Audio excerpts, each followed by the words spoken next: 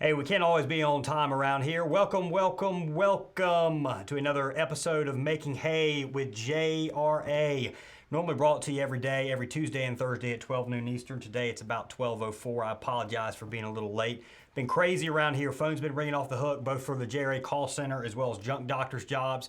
Hope your phone's ringing like crazy too. Hope you find time to watch this episode though, and if you do, please subscribe to this channel if you aren't currently.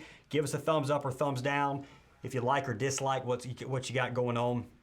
And leave us any comments and all, any comments on Facebook, any questions on Facebook or YouTube. Please post those. We'll address those throughout today's show. So, those of you thinking of getting into business, we've got a customer in town right now learning how to properly run a junk removal service, how to keep from making all the mistakes we made, hundreds of thousands of dollars worth of mistakes JRA made, or junk doctors made as we started over our first 6-7 years, and learning all the stuff that took us years to learn on how to do right. He's in here for 10,000 bucks. He's learning how to do it. You can do the same with our JRA business package. It's an alternative to franchising. Fraction of the cost, same great information, same great ongoing consulting, same great operations manuals, video training, and testing series. We're going to help you get your crap right when you open up in your market. Going to give you as good a shot as any to make your junk removal business successful by showing you the formula that made Junk Doctors a multi-million-dollar a year company. So, what our agenda is today to cover is saving for a rainy day. One of the most common things your parents, your teachers, your grandparents, any mentor to you at some point probably told you need to save for a damn rainy day. You got to have a big old umbrella and the thing can't wear out. So, but the question is how big of an umbrella do you really need? You know, do you need a little small one, or you need a big one? Are you in Oklahoma where the wind's going to blow the thing away? How big of an umbrella do you need is the question. For personal finances, generally the umbrella is going to be for car repairs. It's going to be for home repairs. It's going to be for unexpected medical expenses that your Obamacare don't cover. That's the three things or three of the things that you have to save up for your rainy day. And then could be job loss. That's another one on your personal finances. That's what people are worried about. Chances are a lot of those mentors that were telling you got to save for that rainy day probably hardly ever did it themselves. They had their credit cards maxed out and they didn't have any savings back here, but they're telling you must save for a rainy day, son. And and if that's not complicated enough, your dumb self went out there and you started yourself a business. You got your old business started up right now, and you've just complicated your life completely. You had a simple little personal life going on. You had you a nice job with a nice little income, and you went crazy and went out there and started your own business.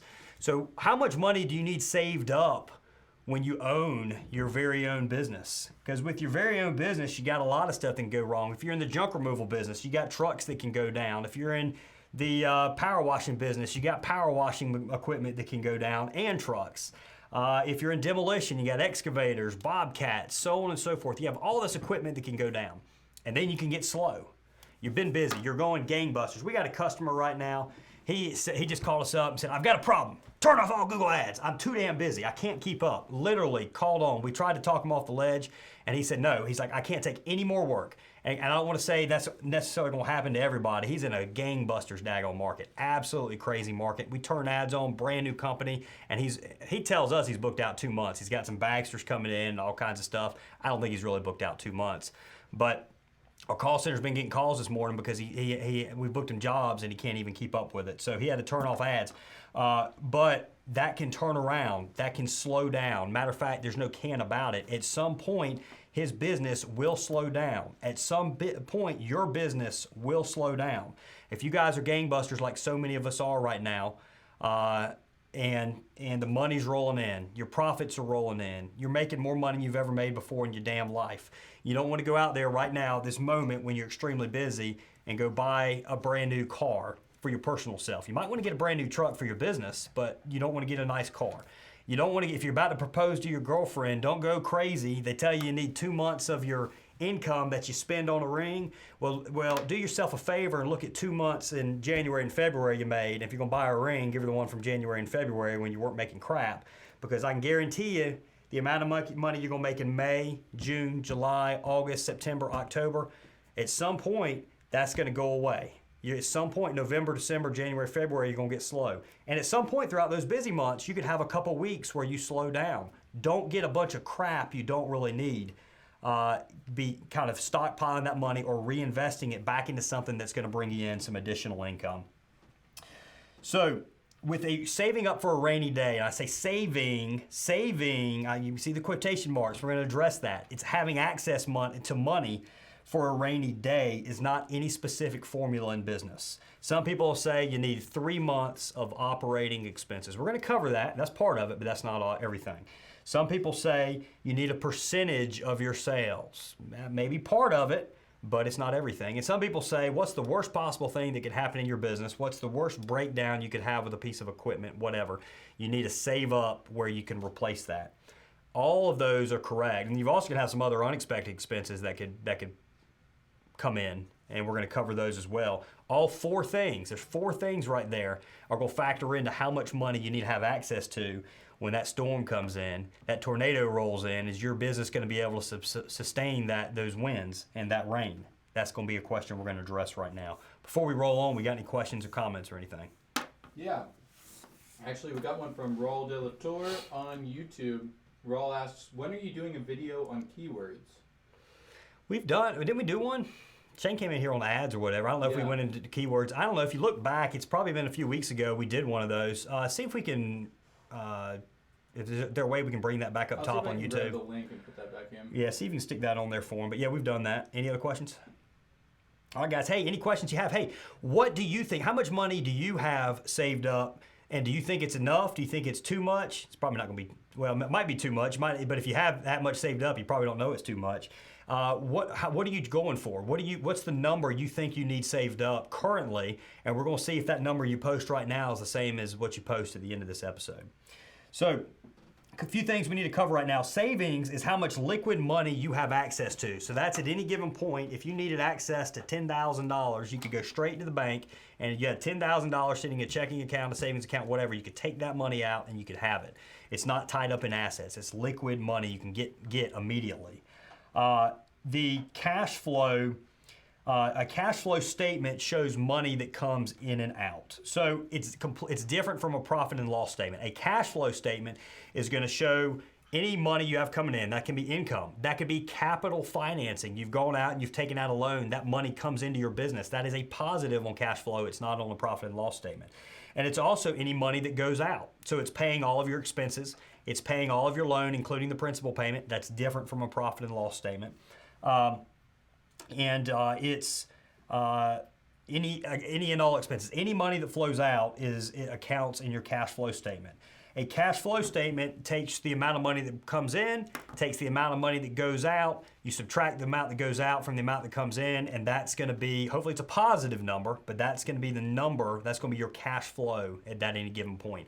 Cash flow is much more important than profit. Cash flow, without cash flow, you'll go out of business unless you have a large amount of savings or access to financing to continue operating. If you're consistently running cash flow negative, if you're $2,000 a month cash flow negative, you need to make, and you got $4,000 left, unless something changes, unless you get more money in, or unless your business picks up, unless you get more financing, your business picks up, in 2 months, your ass gonna be out of business. So that you need to watch that cash flow statement like a hawk, because it's gonna tell you a lot about your business. It might tell you need to go out of business if you've been doing this thing a year. If you've been doing a jug removal business a year and you're not cash flow positive on a consistent basis, it might be time to shut the thing down, or you might need to reapproach what you've been doing. If you're cash flow negative, that means you have more money coming out than going out than coming in. If you're cash flow positive, you have more coming in than going out. You'd love to be positive fairly quickly once you start your business. Your fixed costs are costs that you're going to pay every single month, no matter how many jobs you do. So, for example, your rent's going to be the same exact amount every single month, and you're going to have to pay it. Your truck payment, that doesn't matter if that truck payment's been busy, if that truck's been busy or not, that payment's got to be made. If you've got a salary for a manager or a management salary, or any full-time employees on a salary, that is a fixed cost. It's got to be paid irregardless. Your variable costs are those that depend on how much money you bring in throughout or how busy you are. So labor, if your hourly labor, that's going to be a variable cost. Your fuel, that's a variable cost. Disposal fees are variable costs. Your vehicle wear and tear are variable costs. You're not going to factor that into your fixed cost or your monthly operating expense when it comes to saving up for a rainy day, because that's going to depend on how busy that you really are. The fixed expenses of a new company, brand new business, especially one going about the JRA way. Obviously, guys on junk removal businesses, you got guys that are operating. They've got extra money saved up. They're operating on they're buying a franchise, or they bought the JRA business package. They're going to approach it differently than somebody that's got no money at all saved up and they're just trying to get started. They're just getting by with a pickup truck and trailer, a borrowed pickup truck and trailer maybe. You're going to approach this a bit differently, but more or less, your rent is going to be anywhere from $0 to $24,000 a year probably. $0 if you're operating out of your home. Though technically, you should be charging your business rent if you're out of your home, at least at some point. Automobile general liability insurance, $3K to $5K for a good commercial auto policy, and general liability policy for one truck, could vary a little bit depending on the value of that vehicle. Scheduling software like WorkEase. Put that link in here if you would, Aaron. Stick that link in. Best daggone scheduling software on the market. Blows House Call Pro out of the damn water. Blows Vonnegut out of the water. WorkEase, check it out. There's a link below. You got a special JRA deal. 14-day free trial, includes extra users. Your telephone, $2,400 a year. I would probably budget for. Search engine optimization could be anywhere from $0 to $25K, and a truck loan anywhere from $0 to about $12K for a vehicle to operate on. So that right there, guys, the total, if you add all that up, worst case scenario is $71,000. You divide that out by 12, you have $5,900 a month in fixed cost. So now we bring in the 3-month deal. This is kind of a common, if you Google rainy day for businesses, most likely they're going to tell you, and even I think a lot of personal finances, they tell you need 3 months of living expenses or 3 months of operating expenses if you're looking at your business. So if you take your $5,900, you multiply that by 3, you're going to come up with $17,700 that you need saved up to operate your junk removal business on 3 months of expenses. Any of you guys at $17,700, or maybe your expenses are a little lower than $5,900 a month. There's a good chance they could be. If you're not doing that $24,000 or that $2K a month rent, is a good chance it's going to be lower. So are any of you guys at 3 months operating expenses? Go ahead and let us know on there. As that is definitely one very, very important function on how much you need saved up. We got any questions before we move on here, Aaron? We do. We've got, and actually you just answered one of them. Dump My Junk asked a couple questions. He said, I've been running my junk business out of my home 4 months. Can I build a business for rent, space, electric, etc.? So I said, oh, it's like you were reading his mind there. Yep. And then he also asked, how much should he pay himself? He's averaging $2,500 a week doing junk removal part-time. Just gave his boss 2 weeks notice a week ago, so he'll be doing junk removal full-time starting in June. Just wants to pay bills and run a straight and narrow business. Yeah, so I mean, when you first start out and you're on the truck, generally you just want to pay yourself an hourly rate that you would pay anybody else. You're at that point when you first get started, the amount of time that you're going to spend working on your marketing and paying bills and scheduling jobs on the phone, that kind of stuff, you're really not going to get paid for at the very start. Be mindful of how much you're working, because within a year you want to be paid a fair salary for everything you do within a year to 18 months. When you first get started, try and at least just pay yourself what you would have to pay an hourly worker that does your level of work. So if you can go out and you can hire a helper, somebody to ride with you on the truck for $10 an hour, which is getting tough to do, but let's say you can do $10 an hour, you're going to be worth more than that. You're probably going to be worth 14, 15, 16. Try and pay yourself at least 14 or 15 or 16 per hour. And that's not to say, in the evenings after you get off, if you got a vehicle to drive Uber, you might go drive Uber. You might deliver pizza. You might have to take an additional task to meet your financial obligations, but start out by paying yourself an hourly rate for the amount of work you do on the truck. And then just, track your time and start paying yourself for other stuff as the money becomes available. One thing I can say to everybody is I always look at a business, how profitable a business is to how much is left over, how much it profits after I've been paid, my managers have been paid, all expenses are paid, a fair salary. What's left over is how profitable your business truly is. Okay, so we did the 3 months expenses. That's you figure out your 3 months fixed cost or your monthly fixed cost, times that by 3, and that's going to be one number you have to hit. That's part of the equation. The next thing is you gotta figure out, you gotta know and understand at some point your daggone truck is going to have a problem, and oftentimes it's many problems all at once. It's not like you can't just have a little issue that comes up once a month or once every other month. It's you go 3 months without any issues, and all of a sudden your transmission goes out, your fuel injectors go out, your dump motor quits working, your guy's getting a wreck, a tire blows out, a couple tires blow out. You're always gonna be hitting tires. It's all your brakes wear out. Everything, if you're not when you have a truck running nonstop, when you can't afford to take it down because you don't have the downtime, can't afford the downtime, you'll go 3 months with no issues at all, maybe a tire here and there, and then all of a sudden you're going to be nailed from every angle possible. It's like you walked around the corner and Floyd Mayweather's right there and he just starts nailing you. You ain't got to stand a chance on beating Floyd. So all you do is you just take those punches. And eventually you're going to fall on your ass and you're going to have to get back up and you're going to have to fix everything. That's going to happen with your business. Now what you can do is that safety net, that cushion, is you get you some big old security guards. That's your security. That cushion is your security. So you got some big old hombres that are escorting you when you turn that corner and Floyd comes after their butt. Your ass can turn around and get the hell out of there while the security guards fend for themselves. Now, I wouldn't necessarily do that, but that's what this cushion is. It's security. This cushion is security. So major repairs, we generally, a transmission, depending on what kind of vehicle you have, a transmission going out, it's probably going to be anywhere from $2,500 to $6,000, $7,000, depending on if you got a pickup truck or a major truck. Actually, a transmission after labor is probably anywhere from $3,000 to $9,000. And so you got to count at some point that transmission is going to go out. Now, if that thing's been slipping, if you've been sticking it in gear and it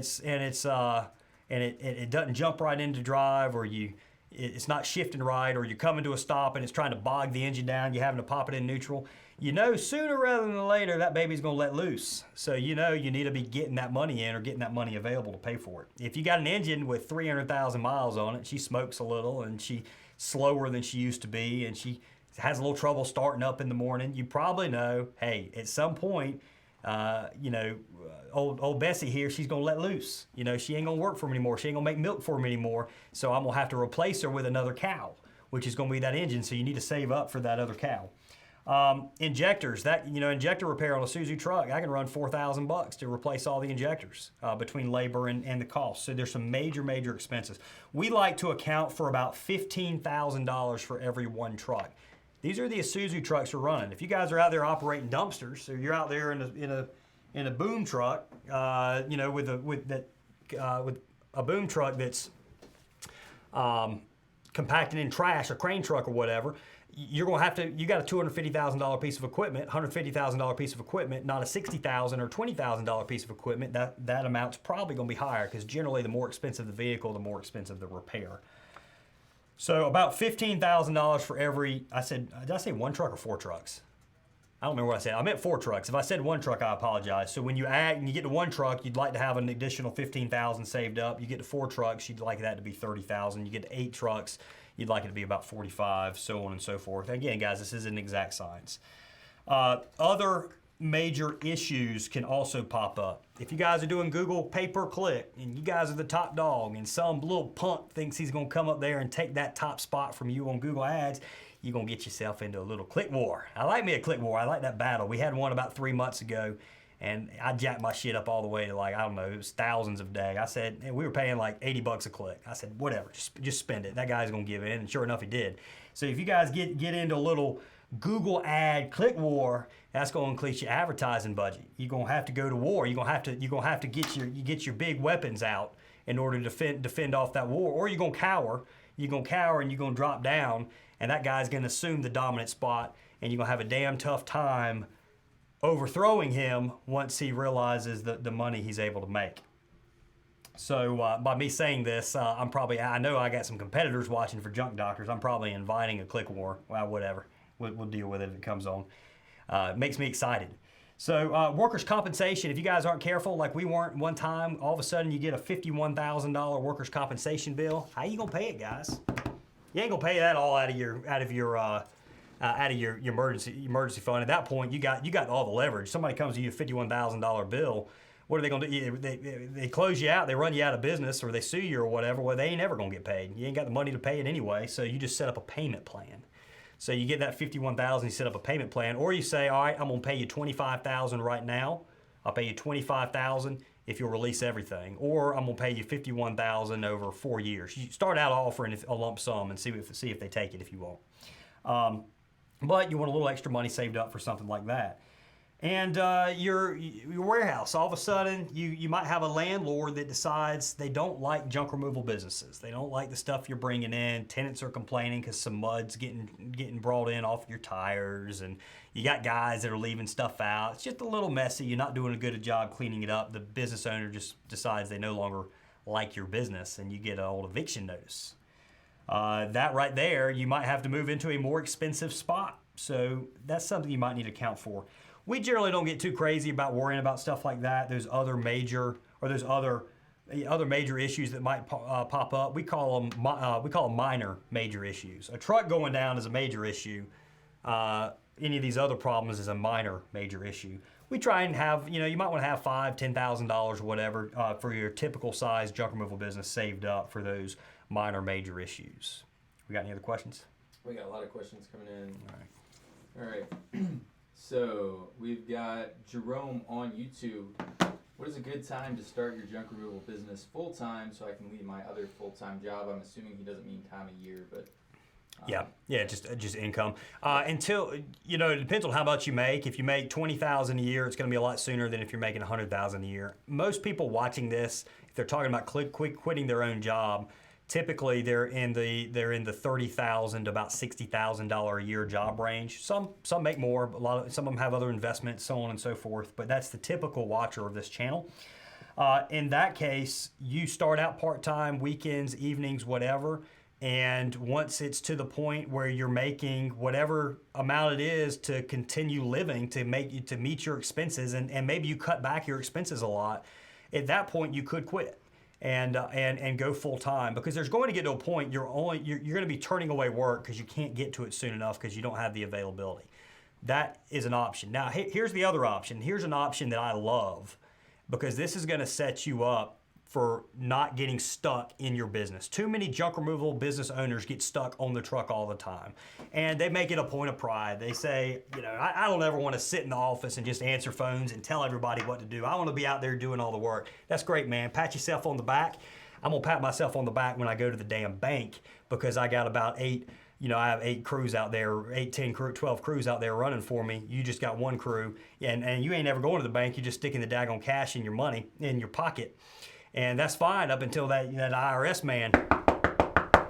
man starts knocking on your door. What you gonna do then? You sitting there, you've been pocketing all that money, you've been bragging about it, and then all of a sudden, Mr. IRS, Uncle Sam comes knocking on your door, and you're gonna have to write a check that you don't have because you've been spending all that cash because you're afraid to store it anywhere because it's gonna catch on fire or somebody's gonna steal it. That's the problem with cash, is all y'all feel like you have to spend it because you don't want to save it up. And if you do save it up, you can't put it in the bank because you got a paper trail. That's the issue with cash there. So what I like better, I went off a little tangent here. What I like better is start hiring some people to operate this business. And our call center can help you out. As soon as we hire more call center reps, we can help you out on answering phones. You keep doing your regular job. You've got somebody else. You have a reliable supervisor and individual out there removing the junk. You've got systems in place to make sure they're doing a good job. You get in there first thing in the morning to check them in. You're there in the evening to check them out. If you guys can start building this thing, you're working your current job. If you can go ahead and fall off, take a leap of faith and hire a few people and experiment with actually running a business, I think in a lot of ways that's going to be better off than you leaving your business too soon. Because if you leave your business, if you leave your job to go into your business, there's a good chance you're going to get stuck on the truck. Any questions? Yeah, we got one. Dump My Junk on YouTube asks, how much rent should I charge my business? He's working out of his home. Yeah, so there isn't a dead set formula for this, and you're definitely going to want to research a little bit of your local tax laws. But basically, more or less, you can at least charge, this is more on writing it off. Whatever a fair rent is. If you've got an office, a home office, and you've got a storage, and you're offering some storage, maybe it's $300-400 a month. Whatever it is, it needs to be a fair amount. The other thing you can do that might even be a bit more common is you can figure out the amount of space you take up that you're operating your business out of. So let's say you have 2,000 square foot available, and your business is using 500 square feet of that. What you can do is you can actually write off 1/4 of your house payment, your electricity bills, your taxes, so on and so forth. You could write that off. That's more common in your home. I would talk with a tax professional on that to get their opinion. It used to be people would tell you not to do the home office write-off because that opens up an IRS audit. But I've heard recently they've gone away from that, and you need to claim every daggone IRS write-off that you can, and just do your taxes right. Where if you get audited, it's not going to be a big deal, and you'll be fine. But claim those. That's income you're giving up if you're not charging your business rent or if you're not writing off your taxes and insurance and everything for your home. Dana on YouTube asks, does Junk Doctors do any route type of junk pickup for commercial property owners? And if so, how are you guys billing it? Do you have a per trip charge even if nothing is picked up? Well, he said homeowners?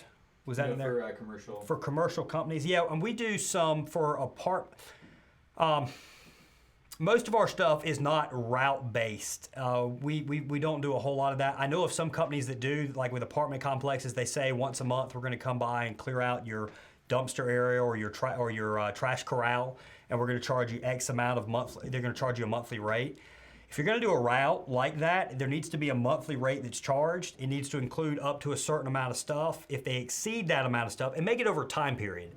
So, for example, you have there's a quarterly amount of stuff that's allowed to be picked up. And if you go there several times in a row and they don't have anything, then it's still the normal rate. But if you go there after several times in a row, they have nothing, and all of a sudden they have 2 full truckloads, you're going to take that and you're going to figure out over the quarter, over the 6 months, over a year, how much stuff is really taken, and there'll need to be an overage. That sounds a little confusing there, but that's what you need to do. It's going to be a monthly rate if you guys are doing a route, and it's going to, over some sort of time period, it's going to include up to a certain amount of stuff. If they go over that amount of stuff, then there's going to be an additional purchase order that needs to get issued by that company to approve that price. Most commercial accounts we have call us when they need our pickups. We've got work for a lot of different apartment complexes and all, and when they get stuff built up at their trash corral or dumpster area, or if they have a unit that needs to get trashed out, they just get on the phone and call us, and we have a little bit of a special rate for that. We do a ton of bagster pickups. Right now we've probably got 60 bagster pickups going on for waste management. Again, that's just on an as-needed basis. It's not really a route. Juan on YouTube says, just became an LLC and had to put myself on the payroll. Now I'm paying employer and employee taxes, plus now my workers' comp goes up growing pains. And then he asks, I also have tons of donation slips. Are those any good during tax season? And ever try to make money on the good stuff you pick up? Okay, we got a bunch of different questions in there. So first thing I'll address is with your LLC and the fact that you are now having to pay payroll taxes and all. That's only going to be on what your whatever you set your salary. And your salary needs to be set at a fair salary, and that's just how that's how you properly set up your business. Your workers' comp, though, you can exclude yourself. Officers can be excluded from workers' compensation insurance, so you don't have to pay workers' comp on yourself. Now, what that means is if you go out and you get hurt, then workers' comp is not going to cover your injuries and your missed income. Most business owners do not pay for workers' comp or for themselves. As for donation receipts, yeah, there's limits. You'll just have to research the limits. I'm not an expert on what they are. Our tax guy, they change every year, and our tax guy tells us, how much we can write off as far as donation slips. We normally just give our donation slips to our customers as kind of an added benefit, kind of a selling point. We've done that in the past. As far as selling stuff, the way we approach it, if stuff's really nice, then we'll put it to the side and we can sell it. We might work out a deal with our team members on splitting stuff. It's generally our truck team members are normally the guys that sell stuff. We let them do it as an added perk. It just can't cost us any money, so it can't take up space, or they can't be going out of their way to drop the stuff off unless they check with us on it. So I think that was several of your questions there. Was there anything else? Was that good? Yeah. Hey, you should don't claim yourself on workers' comp, though. That's going to drive your cost way up. We good? Any questions? Okay. So we're getting back to this security deal, this rainy day deal. We covered 3 months expenses. That's what was it? It's about $17,700. It could be a lot, probably less for a lot of you guys.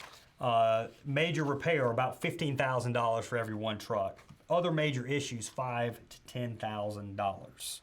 So, but what people think is a rainy day has to just be savings. And the problem with savings is you got a lot of money that's sitting there that you're not putting to use. You're letting the bank use that money and make money on your money. Instead, you need to take that money and you need to make money on that money. And generally, the best thing you need to invest in when you're a business owner is going to be your very own business. So, for example, in a junk removal company, it's going out and it's buying more trucks. What you don't want to have happen is you guys to be like our customer.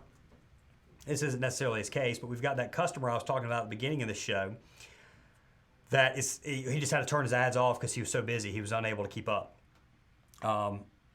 He needs another truck. He needs to find money, finance it, spend cash, whatever he has to do to get that other vehicle, because that vehicle is going to make him money. You don't want to say, I need $40,000 as a rainy day fund, and I'm not going to buy anything else unless I'm able to still have that $40K in that account afterwards. So you want some liquid cash available. What you really need is you need some credit. And it's not just a credit card.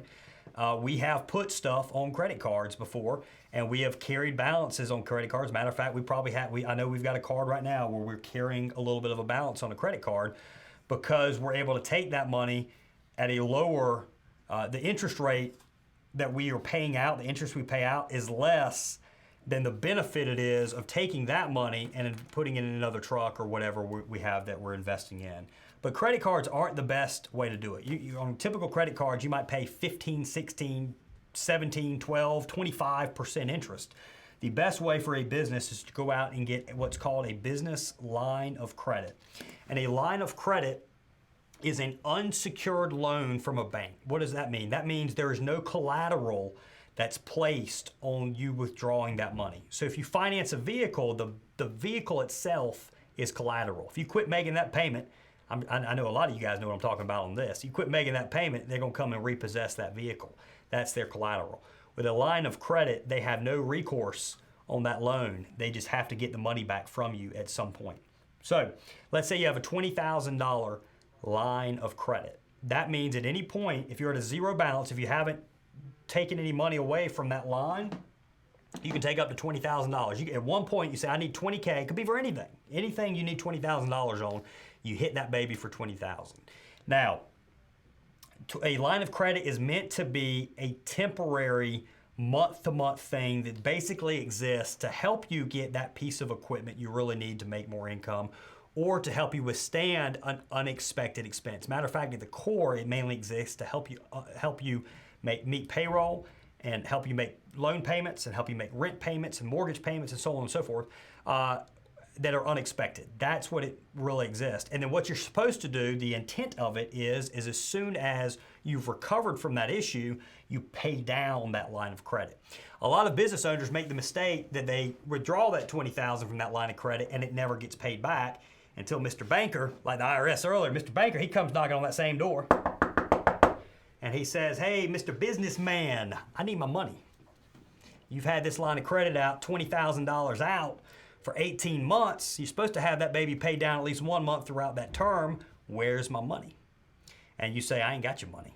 It ain't there. It's been spent. He says, all right, we got to get us a payment plan worked out. The interest rate's going to be higher. You're going to be making interest payments and principal payments on that line of credit throughout that period of time. So what you want to do, guys, is you take out that $20,000, you use it just temporarily, you pay it back down pretty much as soon as you can, unless you got another legitimate reason to take it back out. So pay it down, wait till you have another legitimate reason to use it, and then withdraw again. But make sure that you're withdrawing to either help withstand an unexpected event or make damn sure what you're about to take that money and spend it on is going to make you a heck of a lot more money. That right there, it's not just savings. You don't have to have just savings of just cash sitting in an account. You need to have access. Access in this world and business is worth a hell of a lot more than about anything else. It's access to people and access to money. You have those two things, you're going to be a successful business owner. So get you your business credit built up. Get some cash built up and get that line of credit. Get you a line of credit, and that's going to help you go through this stuff. Remember, guys, if it's a zero balance, you can have a line of credit. And if you don't hit it, if it's a zero balance, you pay no interest at all. If you hit it, then you're going to pay whatever the interest rate is for the amount you withdrew. Right now, I think our line of credit's like 4.5% or 5% or something like that is what we pay. At one point, it was 3 something, and interest rates have gone up. So generally, every year, they're going to renew that line of credit. So you're going to meet with your banker and say, all right, your banker's going to say, all right, you made X amount of money. They're going to look at your financial statement. Your line of credit's been paid down, or you've had this amount out. You have a $50,000 line of credit. Your year wasn't as good as we wanted it to see last year. We're going to knock you down to a $30,000. Or you got a $20,000 line of credit, Mr. Businessman. You just had a hell of a year. We're going to jack you up to $100,000. Some of you guys are going to be buying crap you don't need to without $100,000. You get access to $100,000. That's when people go bonkers. They just take out stuff they want. So you got to be really disciplined when you're going about this. Last minute questions, guys. We're going to be wrapping here soon. So any last minute questions, please make sure you get placed. We'll take them in just a minute. To the core answer to this question, how much money do you need saved up for a rainy day? It's a function of 4 things, basically. And it's access to, not saved, it's access to. 3 months of expenses. The example we used was $17,700. Let's just say $15,000. If you got 1 truck, or 2 trucks, or 3 trucks, if you got 1, 2, or 3 trucks, you need about another $15,000 saved up. You need $15,000 per every 4 trucks. So right there, we're at about $30,000 saved up. And then unexpected expenses could be 5 to 10, so on and so forth. So you can see the formula. Listen back through this. For most businesses, you'd love access to somewhere around $35,000, $40,000. That's going to be that doesn't mean you don't get in business if you don't have access to that. That means you pedal really, really fast. You pedal that bike as hard as you can to reach that goal. Have access to that money so you can continue operating and withstand economic downturns, unexpected expenses, so on and so forth. You got any questions? Hey guys, we do this every Tuesday and Thursday at 12 noon. Remember this JRA business package. We are improving this thing. I'll break my monitor over here. I probably don't want to bang on this thing.